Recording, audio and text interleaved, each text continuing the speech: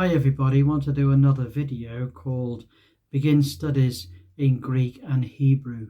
Begin Studies in Greek and Hebrew. This is video number 20.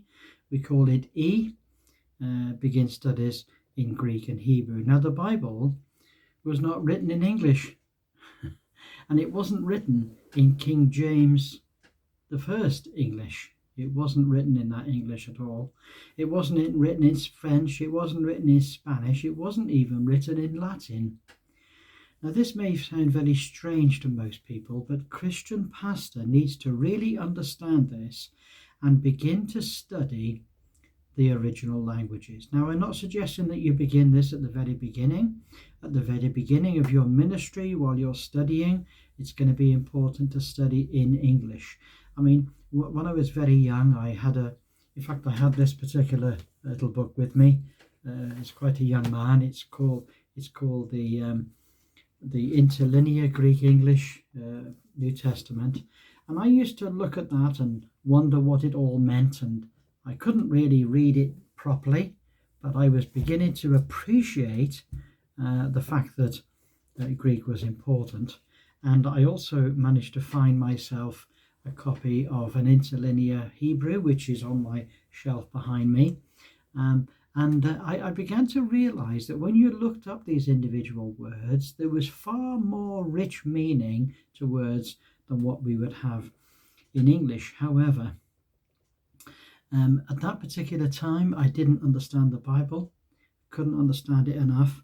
And so I felt it was important for me to just rely upon the translations that we've got and to just study it in English. That's my native language, is English. However, as the years have gone by, so I have discovered that yes, this is something that I wish to do, and it is something that we're going to do. When we study children, we find that they are an expert in languages. They begin early and they take long lessons which last all their waking hours, and eventually they become fluent in whatever language it is that they are learning. And we as pastors can do this in exactly the same way. For example, this particular New Testament here, I listen to it, okay, and read along with it by an audio, somebody reading it to me on the internet. And that way I've been able to learn it just like a little child does. A little child is just with its mother and listens to the mother talk. How much do they understand when they're very little? Very little, very little. But they're constantly learning. And there comes a particular point in which they're learning up to 200 words a day. That's an incredible thing. They're learning a huge amount in a very short time. And this, I believe, is the best way to learn Greek. We'll start with Greek. The best way to learn it is to just listen to a little bit every day, good chapter every day, and listen to the whole Bible. Listen to the whole New Testament, should I say, in Greek, and just let your ear become attuned to it. Eventually, when you first listen, it sounds like they're reading super fast, but they're not actually. It's just that your brain can't keep up, that's all. So you just listen to it and listen to it and listen to it, and you will get probably halfway through the New Testament, or maybe 3/4 of the way through the New Testament, before you're beginning to be attuned to it. And that's the time when you then slow down and you start writing it, and you write out the words that you're learning. And when we get to that stage, it might take 9 months to do that. When you get to that stage, you take a particular passage, like say John chapter 1, verse 1, and you start writing it out in longhand, by hand. And then you listen to it and write it out, and listen to it and write it out. And that way, you're then able to finally begin to master these words. A lot of the Greek words you already know.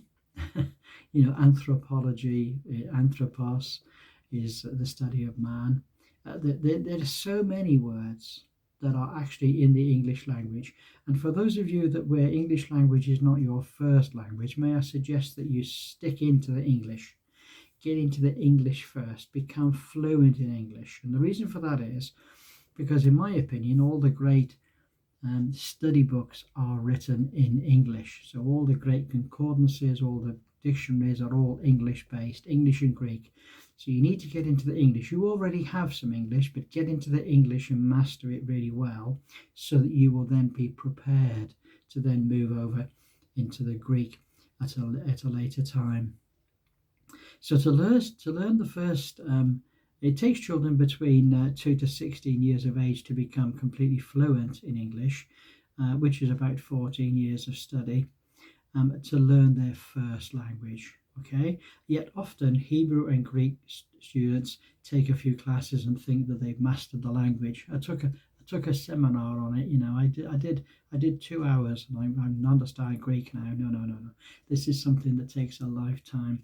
So the best way to learn Greek, as I say, and the Hebrew, is to just listen to it over a long period of time every day. If you go to the Leaders Course in the Home Bible College, you'll discover, this is year 4, you'll discover that every day we put up Greek and Hebrew. We put up a chapter that can be read in Hebrew and listened to in Hebrew, and we put up a chapter that can be read in Greek and listened to in Greek.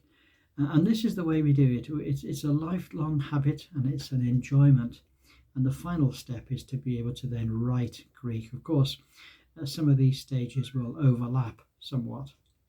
Every pastor needs to begin this lifelong pastime, but it's not just a pastime, it's a serious area of study.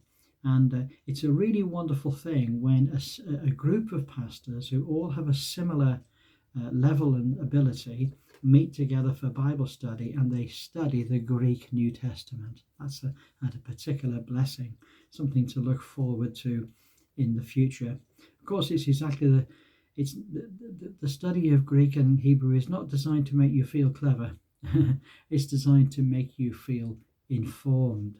Okay, it's to make you have an understanding of what the apostles actually did right. That's the point. And the same is true for Hebrew. It takes many years to learn, to listen, and then to speak, and then to write. But it is worth it in the end.